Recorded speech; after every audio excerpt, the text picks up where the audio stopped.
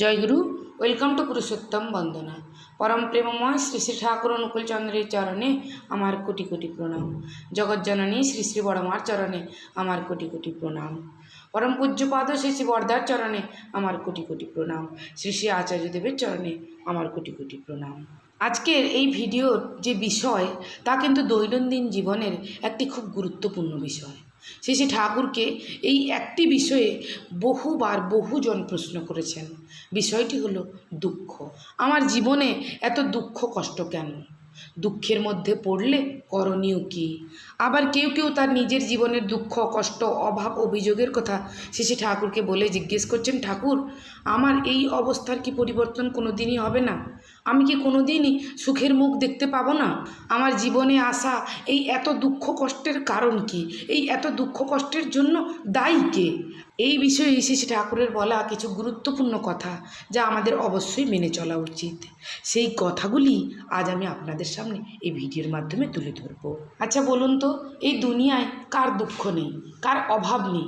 দুঃখ বা অভাবের কারণ হয়তো আলাদা হতে পারে, কিন্তু দুঃখ কষ্ট সবারই আছে। কারোর টাকা পয়সা নেই, তার অর্থের অভাব, সে হয়তো সেই জন্য দুঃখ পাচ্ছে। আবার কারোর হয়তো টাকা পয়সা ঘর বাড়ি সবই আছে, কিন্তু তার মানসিক শান্তির অভাব, সে সেই জন্য দুঃখ পাচ্ছে। তাই আমাদের প্রত্যেকেরই কিছু না কিছু জন্য দুঃখ আছেই। কারণ দুঃখ বা অভাবটা হলো মনের একটা ভাব, মনের বিষয়। দুঃখের কারণ কি? শ্রী শ্রী ঠাকুর বলছেন, চাওয়াটা না পাওয়াই দুঃখ। কিছু চেয়েও না, সব অবস্থায় রাজি থেকো, দুঃখ তোমার কি করবে? দুঃখ কারো প্রকৃতিগত নয় কো, তাই ইচ্ছা করলেই দুঃখকে তাড়িয়ে দেওয়া যেতে পারে। দুঃখও একরকম ভাব, সুখও একরকম ভাব। অভাবের বা চাওয়ার ভাবটাই দুঃখ। তুমি জগতের হাজার করেও দুঃখ নষ্ট করতে পারবে না, যতক্ষণ তুমি হৃদয় থেকে ওই অভাবের ভাবটা কেড়ে না নিচ্ছ।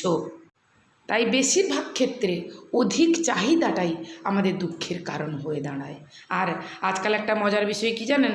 আমার কাছে একটা আছে, ধরুন একটা গাড়ি, একটা বাড়ি, একটা ঘড়ি, কিছু একটা আছে আমার কাছে, তাতে কিন্তু আমি খুশি নই। কিন্তু বরং আমার বন্ধুর কাছে বা আমার ভাইয়ের কাছে বা আমার বোনের কাছে একের অধিক আছে, এই একের বেশিটা দেখে আমরা দুঃখ পাচ্ছি।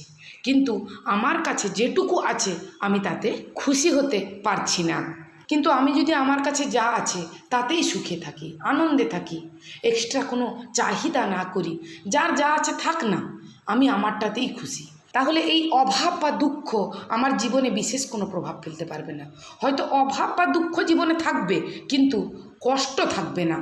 কারণ আমি জানি আমার ঠাকুর আছেন আমার সঙ্গে, তার দয়া আছে আমার সঙ্গে। কোনো প্রতিকূল পরিস্থিতি আমাকে টলাতে পারবে না, আমার মনে দুঃখ আনতে পারবে না। কারণ আমি জানি শ্রী ঠাকুর বলেছেন, ভাবছ বসে চলবে কিসে, ভাববার তুমি কে? ভাববার যিনি ভাবছেন তিনি, তুমি ভাবো তাঁকে। তিনি আমার সঙ্গে আছেন, তিনি তো আমার দিকে দুহাত বাড়িয়েই আছেন। আমি তাকে যত আঁকড়ে ধরব, যত ভালোবাসবো, যত তাঁর দেখানো পথে চলবো, তত আমি তার দয়া আরও আরও আরও বেশি করে আমার জীবনে অনুভব করতে পারবো। কিন্তু আমি কি করছি? আমি আলোর দিকে পিছন ফিরে অন্ধকারের দিকে ছুটে চলেছি আমার প্রবৃত্তির হাত ধরে। তাই আমার জীবনে আসা দুঃখ কষ্টের পেছনে আছে আমারই প্রবৃত্তি।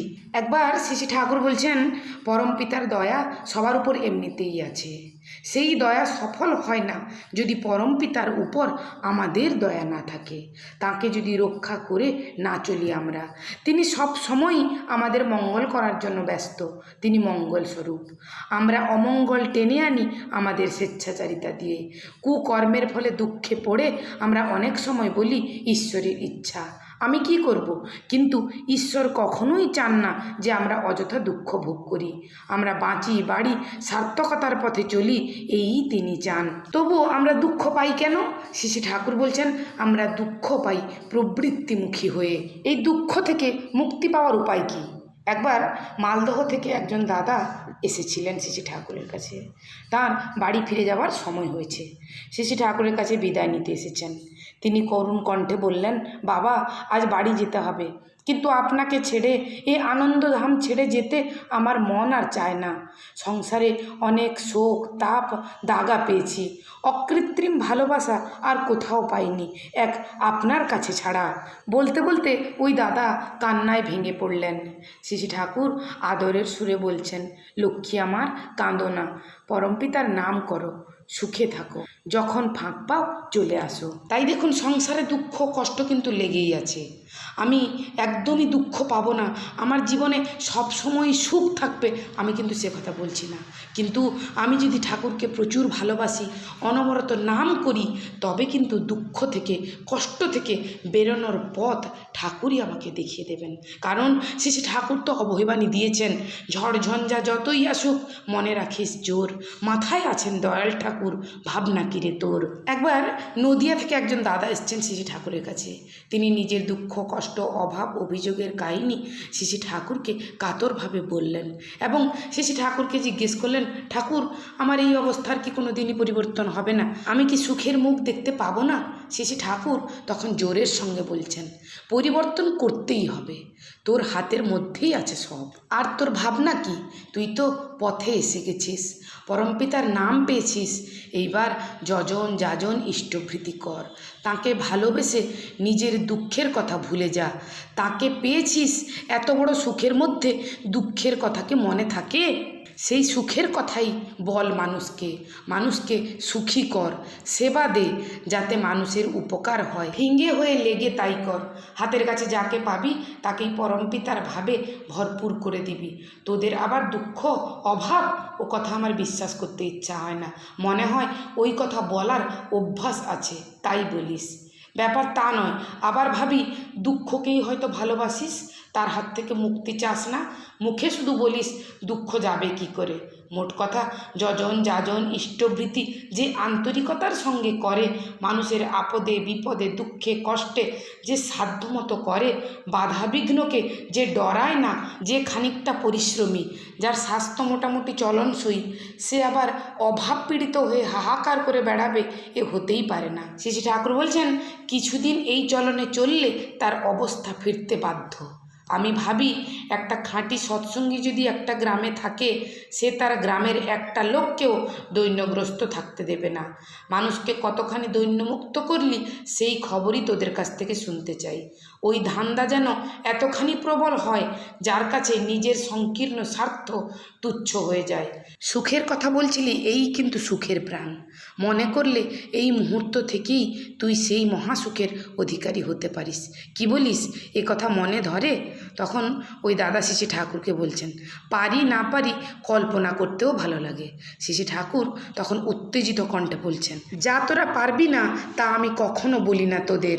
ওই দাদা শ্রী ঠাকুরকে তখন বলছেন, আপনার দয়ায় ঠিক পারবো। তখন শ্রী ঠাকুর হাসি মুখে বলছেন, মিনমিনের মতো কস কেন, জোর গলায় ক। শ্রী ঠাকুর বললেন, এক একটা বলদ থাকে জানিস, ইচ্ছা করলে খুব দ্রুত বেগে লাঙল টানতে পারে, কিন্তু তা টানে না, ঢিলে চলে। কিষান যখন লেজে এমন করে মোড়া মারে যে বলদ চেতে ওঠে, তোদের অনেকের বেলায়ও সেই রকম দেখি। তোরা পারিস সব, কিন্তু ইচ্ছা করে চেতিস না। আবার আরেকজন দাদা যখন শ্রী ঠাকুরকে জিজ্ঞেস করছেন, মাঝে মাঝে দুঃখ কষ্টে মন যেন বিকল হয়ে পড়ে, তখন আর কিছুই ভালো লাগে না। শ্রী ঠাকুর তখন বলছেন, দুঃখ কষ্টের সময় সাময়িক ওরকম সবারই হয়, ও কিছু না। সব সত্ত্বেও তো তুই চলছিস, আর চলাও লাগবে, করাও লাগবে। অবসাদে গা ঢেলে দিলে তো বাঁচার তাগিদ পূরণ হবে না, তাই ওকে প্রশ্রয় দিয়ে লাভ কি? আর তুমি যদি সবসময় দুঃখের চিন্তায় ভারাক্রান্ত থাকো এবং অন্যের কাছেও নিজের দুঃখের কথা বলো, তাহলে কিন্তু মানুষ তোমাকে এড়িয়ে চলতে চাইবে। দুঃখের সময় তোমাকে সহানুভূতি দেখাবারও কোনো লোক পাবে না। তার চাইতে নিজের দুঃখ কষ্ট সত্ত্বেও চেষ্টা করো মানুষকে সুখী ও তৃপ্ত করার জন্য কতখানি করতে পারো। তড়িৎকর্মা হয়ে সাফল্যে সমৃদ্ধ হতে ও করাতে, সেই করার ভিতর দিয়ে মানুষ তোমার আপন হবে। মানুষকে যত আপন করতে পারবে ততই তোমার লাভ। পরমপিতা চান না যে আমাদের কোনো অমঙ্গল হোক, আর তিনি আমাদের ভিতর সেই শক্তিও দিয়ে দিয়েছেন যাতে প্রত্যেকটা অবস্থাকে মঙ্গলপ্রসূ করে নিয়ন্ত্রিত করতে পারি। ঘাবড়ে যেও না লক্ষ্মী, ভগবান যাদের বড় করেন তাদের অনেক তাফালের ভিতর দিয়ে নেন। দুঃখ, কষ্ট, ব্যথা, বিঘ্নকে জয় না করলে শক্তি বাড়বে কী করে? চলো, স্ফূর্তি করে চলো। তাই চলুন আমরা প্রত্যেকে শ্রী শ্রী ঠাকুরের বলা এই সকল কথাগুলি আমাদের জীবনে মেনে চলব। পরম দয়ালের রাঙারাতুল চরণে আমার কোটি কোটি প্রণাম। জগজ্জননী শ্রী শ্রী বড়মার চরণে আমার কোটি কোটি প্রণাম। পরম পূজ্যপাদ শ্রী শ্রী বরদার চরণে আমার কোটি কোটি প্রণাম। শ্রী শ্রী আচার্য দেবের চরণে আমার কোটি কোটি প্রণাম জানিয়ে আজকের ভিডিও আমি এখানেই শেষ করছি। আপনারা সকলে ভালো থাকুন, সুস্থ থাকুন, আনন্দে থাকুন, সুখে থাকুন। জয়গুরু, বন্দে পুরুষোত্তমম।